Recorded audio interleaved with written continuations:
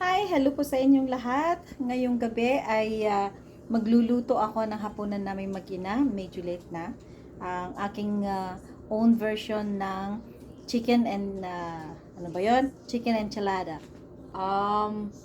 So ngayon nagsisimula ako ngayon nagsusote ako ng garlic at saka onion.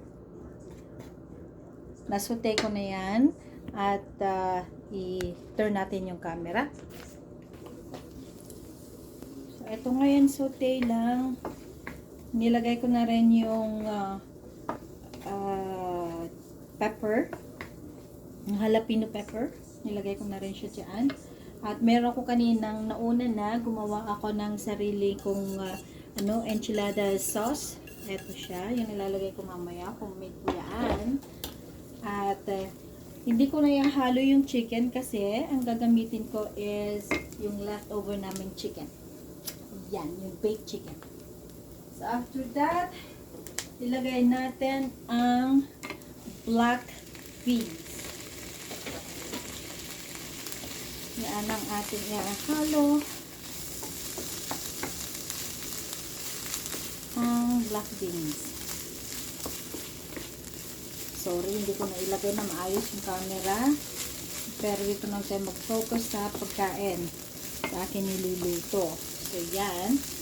Lagyan natin siya ng pepper. Lagyan natin siya ng konting asin. Ito. Halo-halo. Hanggang sa ma-warm up yung beans. Yung chicken naman, shredded ko na lang siya.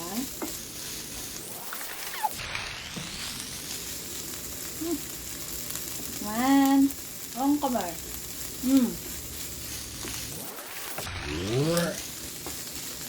So, ganyan lang siya. Medyo okay na yan. So, ito yung aking plato. Lagyan po natin siya ng tortilla. Ang pinuha ko ay yung whole wheat na tortilla. So, yan. Off ko na to. Okay na to. Kasi, ano lang naman siya eh. I-warm up lang naman siya. Yan. Ito na yung chicken kanina. Na-shred ko na siya from the baked chicken. Ganyan lang. At yun sa tortilla, maglagay tayo doon sa enchilada sauce na ginawa ko. Yan. Okay. And then, maglagay tayo nitong beans.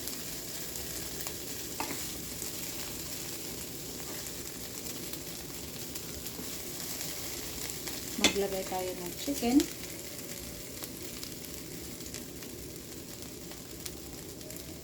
Ganyan lang. Napadami yata lagay ko. Konti lang po. Yan. Then maglagay tayo ng jalapeno cheese. Ibabaw. Ganyan. Hello sa inyong lahat. Naggagawa tayo ng chicken enchilada for dinner. So, meron na ako ditong nasote na garlic onion. Tapos, nilagyan ko siya ng black beans. Ito, pakita natin. Ito siya. Yan. And then, I have here yung shredded chicken. Galing na dun sa aming leftover na baked chicken.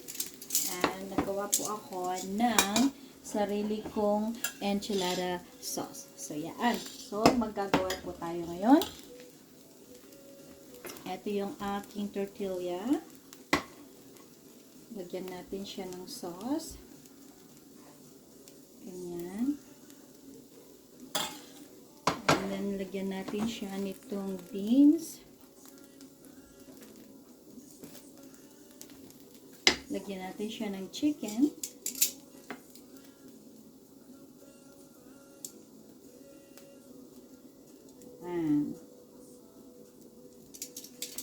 Maglagay tayo ng cheese.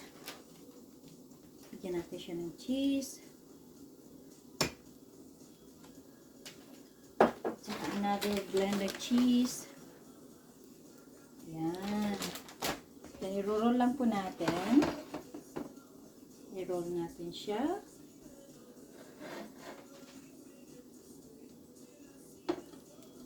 At ilagay natin dito sa baking dish.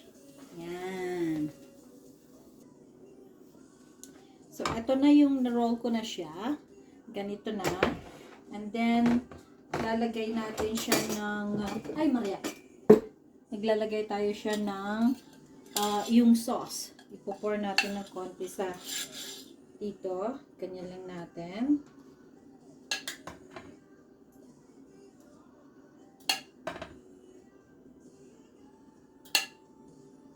There we go.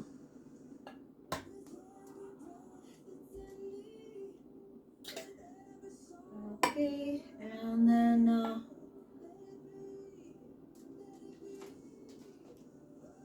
there we go. That is good. Maybe one more scoop. Okay, and we'll put more cheese on top.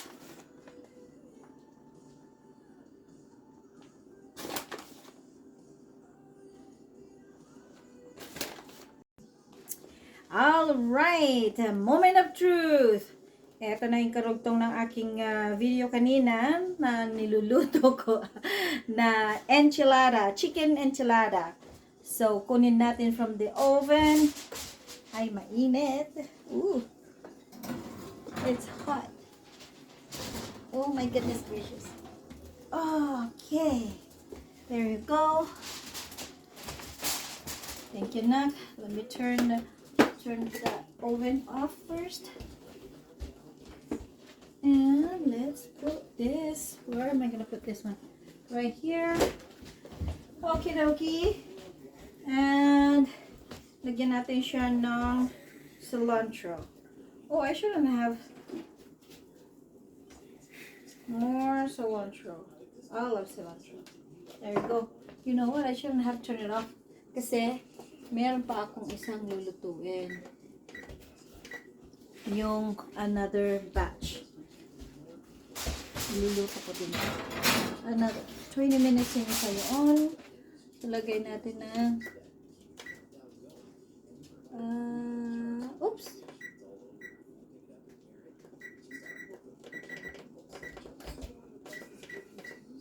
Okay.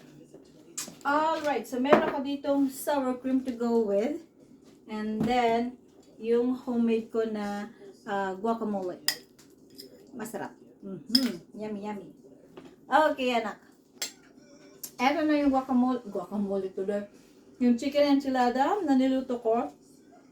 20 minutes sa oven. Kumuha na ako. Akala ko kasi nagra-run yung video. Hindi pala naka-on. Tapos, naglagay ako dito ng sour cream. At saka, yung guacamole na ginawa ko. So, natikman ko na siya. Mainit. Blow natin dahil mainit siya. Woo!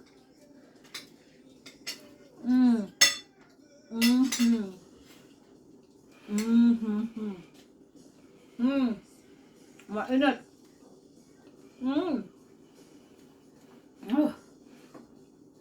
Hot. It's not only hot, it's also spicy.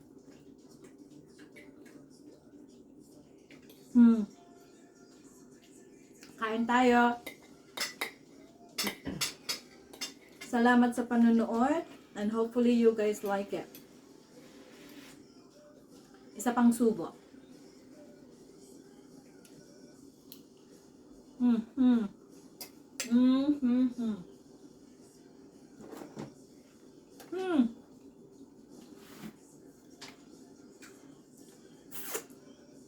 Mainit.